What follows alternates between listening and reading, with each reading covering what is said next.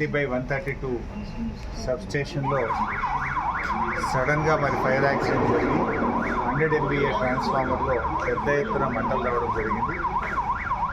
మాకు తెలిసిన సమాచారం మేరకు సాయంత్రం 6:20 సమయంలో కారణాలు ఏదైనా కూడా 100 MVA ట్రాన్స్ఫార్మర్లో పెద్ద ఎత్తున మంటలు చెలరేగడంతో విద్యుత్ సరఫరా అంతా నిలిపివేయడం జరిగింది.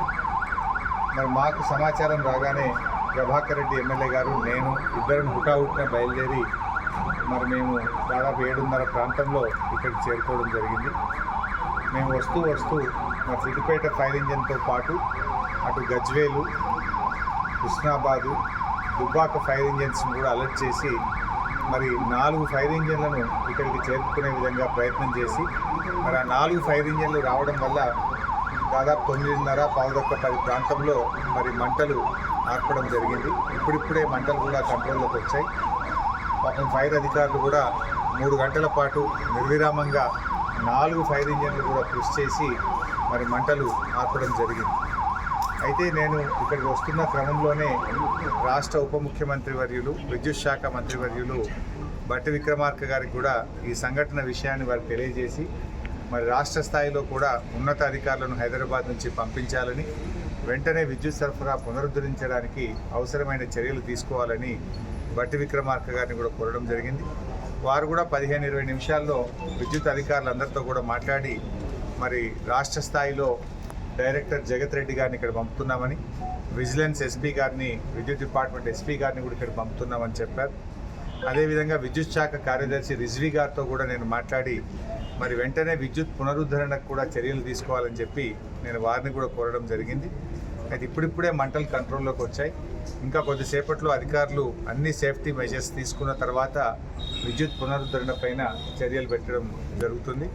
మనకు సిద్దిపేట చుట్టూ ఇటు దుద్దెడ 132 kV సబ్స్టేషన్ ఉంది, అటు జక్కాపూర్ కూడా 132 kV సబ్స్టేషన్ ఉంది, ఇటు హబ్సీపూర్ కూడా 132 kV సబ్స్టేషన్ ఉంది, మనకు పాలమాకుల వైపు కూడా ఒక 132 kV సబ్స్టేషన్ ఉంది. మరి ఈ టౌన్కు ఈ 3-4 132 kV సబ్స్టేషన్ నుంచి విద్యుత్ సరఫరా పునరుద్ధరించడానికి మరి యుద్ధ ప్రాతిపదికన అటు విద్యుత్ అధికారులు కూడా కృషి చేస్తూ ఉన్నారు. మరి అదృష్టం ఏంటంటే ఒక మేజర్ ఫైర్ యాక్సిడెంట్ తప్పిందనే అనుకోవచ్చు. నిజానికి చాలా ఆందోళనకు గురయ్యాం. ఎందుకంటే ఇప్పుడు మంటలు వచ్చింది ఒక 100 MVA ట్రాన్స్ఫార్మర్లోనే వచ్చింది. ఆ పక్కన ఇంకొక 100 MVA ఉంది, ఇటు పక్కన ఇంకొక 132/33 kV సబ్స్టేషన్ ఉంది. పక్కకి ఏదైనా స్ప్రెడ్ అవుతుందేమో అనేటువంటి ఆందోళన, టెన్షన్ చాలాసేపు ఉండే. బట్ ఫైర్ డిపార్ట్మెంట్ అధికారులు చాలా బాగా కష్టపడి యుద్ధ ప్రాతిపదికన కృషి చేసి మంటలు ఆర్పారు.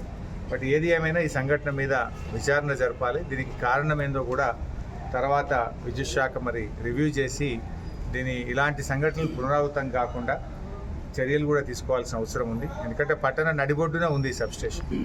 ఏదైనా పేలిపోయి ఏదైనా ఇబ్బంది జరిగితే చాలా ప్రమాదం జరిగేటువంటి అవకాశం కూడా ఉండే. దీనికి కారణం ఏందనేటువంటిది కూడా తర్వాత లోతుగా విచారణ జరిపి దాని మీద కఠినమైనటువంటి చర్యలు కూడా తీసుకోవాలని చెప్పి మేము ప్రభుత్వాన్ని కోరుతా ఉన్నాం.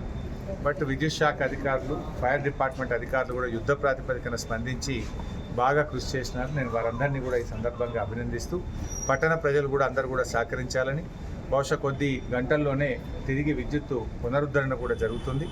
ఇది అందరూ బాగా కష్టపడి municipal department, Siddipet municipal department అధికారులు కూడా యుద్ధ ప్రాతిపదికన చర్యలు తీసుకొని మరి పూర్తి స్థాయిలో వారు కూడా సహకరించారు.